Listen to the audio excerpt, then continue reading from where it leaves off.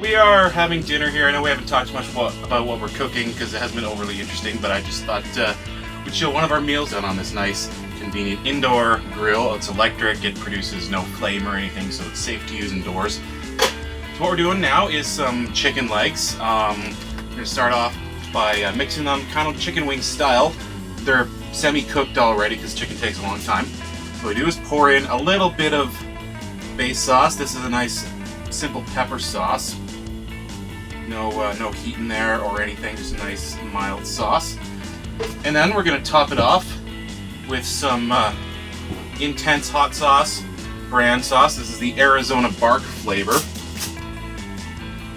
It's made with Trinidad scorpions and a whole pile of other delicious stuff. You can buy it online now. There's a nice plug for the sauce there. I'm going to pour some of that delicious yellow, beautiful juice into that bag. Doesn't that look good? Seal this thing up. Flip it over. You don't need to flip it over, that does absolutely nothing.